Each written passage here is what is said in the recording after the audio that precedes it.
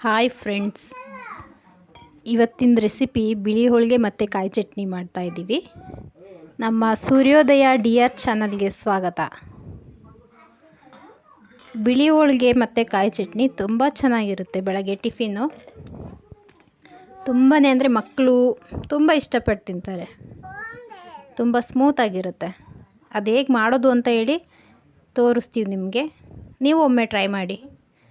ನಾನು 1/4 kg ಮೈದಾ ಹಿಟ್ಟು ತೊಗೊಂಡಿದ್ದೀನಿ. ಆ ಮೈದಾ ಹಿಟ್ಟಿಗೆ ಒಂದು ಚಿಟಿಕೆ ಅಷ್ಟು ಒಂದು ಸ್ವಲ್ಪ ಉಪ್ಪು ಹಾಕ್ಕೊಂಬಿಡಿ.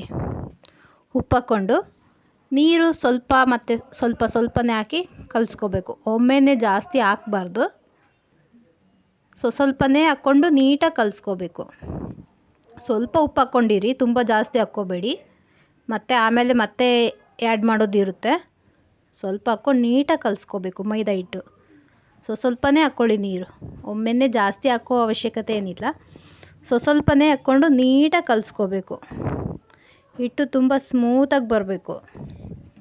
ಚಪಾತಿ ಮಾಡ್ತೀವಲ್ಲ ಅದಕ್ಕಿಂತ ಸ್ವಲ್ಪ ಸ್ಮೂತಾಗೆ ಇದ್ದರೆ ಸಾಕು, ಚೆನ್ನಾಗಿ ಬರುತ್ತೆ ಬಿಳಿ ಹೋಳಿಗೆ ಮಾಡುವಾಗ.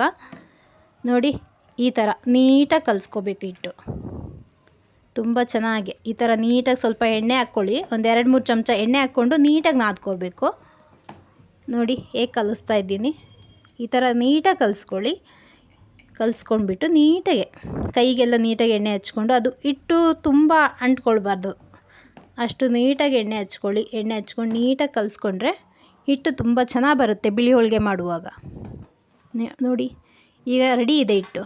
ಒಂದು ಅರ್ಧ ಗಂಟೆ ಇಲ್ಲ 1 ಅವರ್ ಅದು ಬಿಟ್ಬಿಡಿ. ಈಗ ಚಟ್ನಿ ಮಾಡ್ಕೊಳ್ಳೋಣ. ಬಾಣಲಿ ಇಟ್ಟು ಗ್ಯಾಸ್ ಹಚ್ಕೊಂಡಿದ್ದೀನಿ. ಹಸಿಮೆಣ್ಸಿನ್ಕಾಯಿ ಒಂದು 4 ತೊಗೊಂಡಿದ್ದೀನಿ. ನಿಮಗೆ ಖಾರ ಎಷ್ಟು ಬೇಕೋ ಅಷ್ಟು ನೀವು ಹಾಕ್ಕೋಬೋದು. ನಮಗಿಷ್ಟು ಸಾಕು. ಅದನ್ನು ಸ್ವಲ್ಪ ನೀಟಾಗಿ ಫ್ರೈ ಮಾಡ್ಕೊಂಬಿಡೋಣ ಚಟ್ನಿ ಮಾಡಲಿಕ್ಕೆ. ನೋಡಿ, ಈಗ ಸ್ವಲ್ಪ ಎಣ್ಣೆ ಹಾಕ್ಕೊಂಡಿದ್ದೀನಿ. ಒಳ್ಳೆಣ್ಣೆ ಹಾಕ್ಕೊಂಬಿಡಿ. ಒಂದು ಹಾಫ್ ಸ್ಪೂನ್ ಹಾಕ್ಕೊಂಡ್ರೆ ಸಾಕು. ಅದನ್ನು ನೀಟಾಗಿ ಫ್ರೈ ಮಾಡ್ಕೊಳ್ಳೋಣ ಚಟ್ನಿ ಮಾಡಲಿಕ್ಕೆ. ನೋಡಿ, ಈ ಥರ ಈಗ ನೀಟಾಗಿ ಫ್ರೈ ಮಾಡ್ಕೊಳ್ತಾ ಇದ್ದೀವಿ. ಒಂದು ಸ್ವಲ್ಪ ಕರಿಬೇವು ಹಾಕ್ಕೊಂಬಿಡೋಣ. ಅದಕ್ಕೆ ಕರಿಬೇವು ಕೂಡ ಮೆಣಸಿನ್ಕಾಯಿ ಜೊತೆ ಎಣ್ಣೆ ಇರುತ್ತಲ್ವ, ಅದರೊಳಗೆ ನೀಟಾಗಿ ಫ್ರೈ ಮಾಡ್ಕೊಳ್ಳಿ. ಚಟ್ನಿ ಟೇಸ್ಟ್ ಚೆನ್ನಾಗಿ ಬರುತ್ತೆ.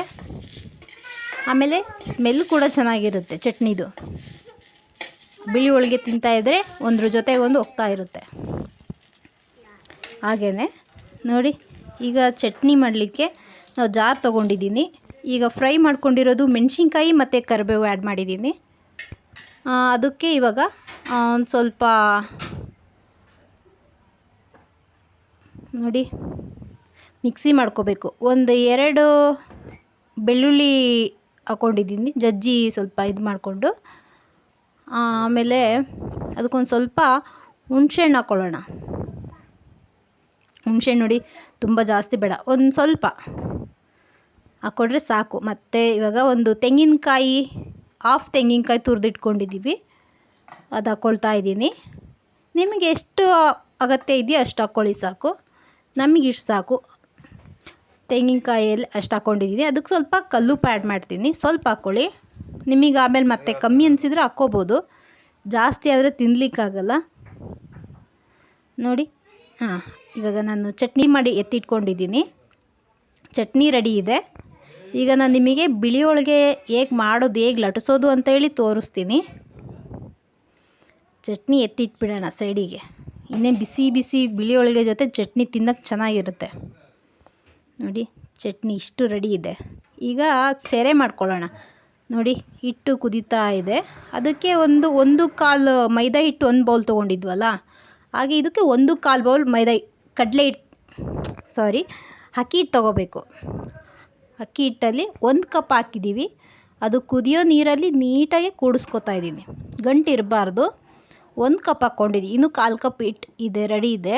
ಇದು ಸ್ವಲ್ಪನೇ ಹಾಕ್ಕೊಂಡು ಕಲಿಸ್ಕೊಳ್ಳೋಣ. ಒಂದೇ ಸತಿ ಹಾಕಿದರೆ ಕೂಡಿಸೋದಿಕ್ಕೂ ಕಷ್ಟ ಆಗುತ್ತೆ.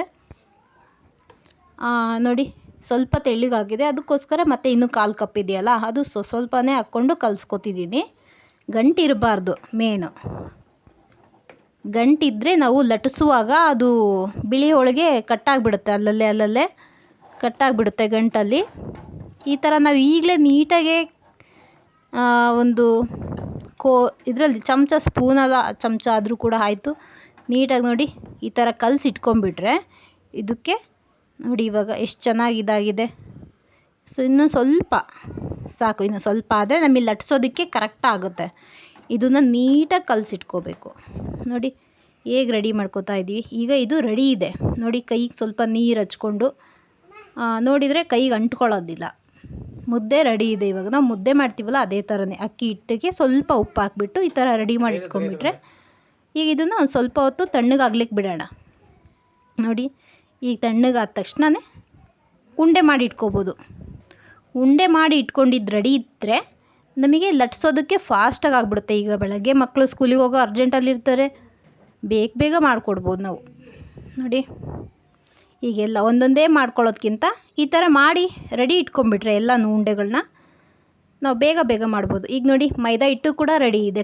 ಆಗಲೇ ಕಲಸಿಟ್ಟಿದ್ವಲ್ಲ, ಇದೊಂದು 3/4 ಗಂಟೆ ನೆಂದಿದೆ. ಇವಾಗ ಇನ್ನೊಂದು ಸಲ ನೀಟಾಗಿ ನಾದ್ಕೊಂಬಿಡೋಣ. ನೋಡಿ ಈ ಥರ ಇಷ್ಟಾದರೆ ಸಾಕು, ನಮಗೆ ಲಟ್ಸೋದಕ್ಕೆ ಚೆನ್ನಾಗಿ ಬರುತ್ತೆ. ನೀಟಾಗಿ ಒಂದು ಸಲ ಕೈ ಎಣ್ಣೆ ಮಾಡ್ಕೊಂಬಿಟ್ಟು ನೀಟಾಗಿ ನೋಡಿ ಈ ಥರ ನಾದ್ಕೊಂಬಿಟ್ರೆ ಇನ್ನೂ ಸ್ಮೂತ್ ಆಗುತ್ತೆ. ನೀಟಾಗೆ ನಾವು ಬಿಳಿ ಹೋಳಿಗೆನ ಲಟ್ಟಿಸ್ಬಿಡ್ಬೋದು. ಆಮೇಲೆ ಎಲ್ಲೂ ಕಟ್ಟಾಗೋದಿಲ್ಲ, ಮಧ್ಯೆ ಕಟ್ಟಾಗೋದಿಲ್ಲ. ಗಟ್ಟಿ ಇದ್ದರೆ ಮಾತ್ರ ಅದು ಮಧ್ಯೆ ಕಟ್ಟಾಗ್ಬಿಡುತ್ತೆ. ನೋಡಿ ಎಷ್ಟು ನೀಟಾಗೆ. ಈಗ ಸ್ವಲ್ಪ ಕೈಗೆ ಎಣ್ಣೆ ಹಚ್ಕೊಂಡ್ಬಿಡೋಣ. ಎಣ್ಣೆ ಹಚ್ಕೊಂಡು ನೀಟಾಗೆ ಒಂದು ನಿಂಬೆಹಣ್ಣು ಇರುತ್ತಲ್ಲ, ಚಿಕ್ಕ ನಿಂಬೆಹಣ್ಣು, ಆ ನಿಂಬೆಹಣ್ಣಷ್ಟು ಇಲ್ಲ ಅದಕ್ಕಿಂತ ಸ್ವಲ್ಪ ಕಮ್ಮಿ ತೊಗೊಂಡ್ರೂ ನಡೆಯುತ್ತೆ. ಇದು ಮೈದಾ ಹಿಟ್ಟಲ್ವಾ, ಸ್ವಲ್ಪ ಹಿಂಜುತ್ತೆ. ಅದು ಸ್ವಲ್ಪ ತೊಗೊಂಡ್ರೆ ಒಂದು ಸ್ವಲ್ಪ ಇವಾಗ ಉಂಡೆ ಹಾಕಿ ನಾವು ರೆಡಿ ಮಾಡ್ಕೊಂಬಿಡೋಣ. ನೋಡಿ ಕವರ್ ಕೂಡ ರೆಡಿ ಇದೆ ಎಣ್ಣೆ ಹಚ್ಚಿ. ಈಗ ನೋಡಿ ಸಾಕು, ಇಷ್ಟು ತೊಗೊಂಡ್ಬಿಟ್ಟು ನೋಡಿ ಕೈಯಲ್ಲೇ ಈ ಥರ ಬೆರಳುಗಳಿಂದಾನೇ ಸ್ವಲ್ಪ ಅಗಲ ಮಾಡಿ ನಾವು ಉಂಡೆ ಮಾಡಿ ಇಟ್ಕೊಂಡಿದ್ವಲ್ಲ ಅಕ್ಕಿ ಹಿಟ್ಟಿಂದು, ಆ ಉಂಡೆನ ಇದ್ರೊಳಗಡೆ ಇಟ್ಟು ನೋಡಿ ಯಾವ ಥರ ಅಂದರೆ ನೋಡಿ ಈ ಥರ ನೀಟಾಗಿ ಮಾಡಿ ಇಟ್ಕೊಬೇಕು.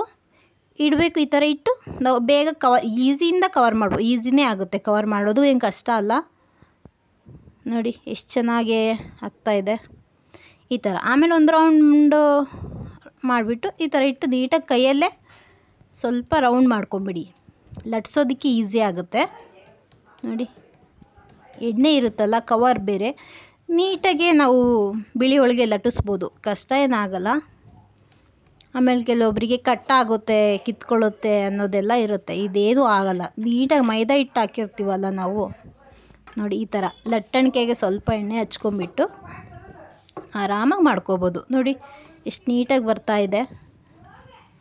ನೀವೆಷ್ಟು ತೆಳ್ಳಗೆ ಬೇಕಾದರೂ ಮಾಡ್ಕೋಬೋದು, ತುಂಬ ಚೆನ್ನಾಗಿರುತ್ತೆ. ನೀವು ಪಲ್ಯ ಜೊತೆ ತಿನ್ಬೋದು, ಕಾಯಿ ಚಟ್ನಿ ಜೊತೆ ತಿನ್ಬೋದು, ಇಲ್ಲ ಶ್ರೀಕರಣೆ ಜೊತೆ ತಿಂತೀವಿ ಅಂದರೂ ಕೂಡ ಚೆನ್ನಾಗಿರುತ್ತೆ. ಇಲ್ಲ ನಾನ್ ವೆಜ್ ತಿನ್ನೋರು ನಾನ್ ವೆಜ್ ಜೊತೆ ತಿನ್ಬೋದು, ತುಂಬ ಚೆನ್ನಾಗಿರುತ್ತೆ. ನಾವೀಗ ಕಾಯಿ ಚಟ್ನಿ ಜೊತೆ ತೋರಿಸ್ತಾ ಇದ್ದೀವಿ.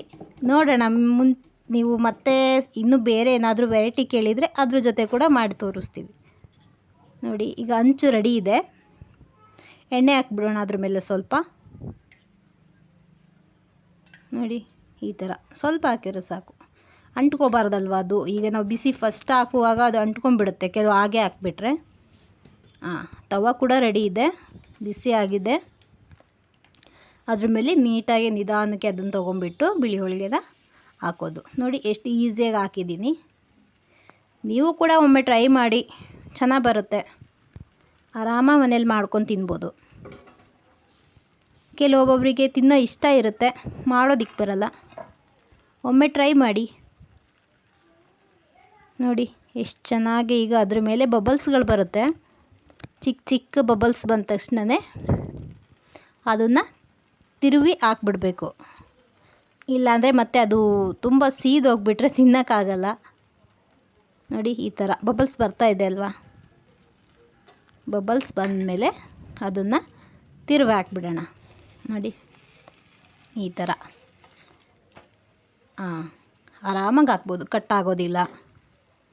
ನೋಡಿ ಎಷ್ಟು ನೀಟಾಗಿ ಬಂದಿದೆ. ಸೈಡಲ್ಲೆಲ್ಲ ಸ್ವಲ್ಪ ನೀಟಾಗಿ ಪ್ರೆಸ್ ಮಾಡಬೇಕು. ಈ ಥರ ಎಲ್ಲ ಪ್ರೆಸ್ ಮಾಡಿದರೆ ನೀಟಾಗಿ ಬೆಂದಿರುತ್ತೆ. ಆಮೇಲೆ ಬೇಯೋದು ಕೂಡ ಟೈಮ್ ಆಗೋದಿಲ್ಲ. ಇದು ಆಲ್ಮೋಸ್ಟ್ ಆಗಲೇ ಅಕ್ಕಿ ಹಿಟ್ಟು ಬೆಂದಿರುತ್ತೆ ಅಲ್ವಾ, ಮೈದಾ ಹಿಟ್ಟು ಕೂಡ ತೆಳ್ಳಗಿರುತ್ತೆ. ತುಂಬ ತೆಳ್ಳಗೆ ಮಾಡಿರ್ತೀವಿ, ಲಟ್ಸಿರ್ತೀವಿ. ತುಂಬ ನೀಟಾಗೆ ಬೇಗ ಬೇಯುತ್ತೆ. ಬೇಗ ಬೇಗ ಮಾಡಿಕೊಂಡು ಬಿಸಿ ಬಿಸಿ ತಿನ್ಬೋದು. ನೋಡಿ ಎಷ್ಟು ನೀಟಾಗಿ, ಇಷ್ಟು ಕಲರ್ ಇದ್ದರೆ ಸಾಕು, ತುಂಬ ಕೆಂಪುಗೆಲ್ಲ ಮಾಡೋದೇನು ಬೇಡ. ನೋಡಿ ಎಷ್ಟು ಚೆನ್ನಾಗಿ ರೌಂಡಾಗೆ, ಎಲ್ಲೂ ತುಂಬ ಡಾರ್ಕ್ ಕಲರ್ ಬಂದಿಲ್ಲ, ಎಷ್ಟು ನೀಟಾಗಿದೆ. ಇಷ್ಟ ಆದರೆ ನೀವು ಆರಾಮಾಗಿ ಕಾಯಿ ಚಟ್ನಿ ಜೊತೆಗೆ ತಿನ್ಬೋದು. ನೋಡಿ, ನೀವು ಮನೇಲಿ ಮಾಡ್ಕೊತೀನಿ. ಲೈಕ್ ಮಾಡಿ, ಶೇರ್ ಮಾಡಿ. ಓಕೆನಾ? ಬಾಯ್.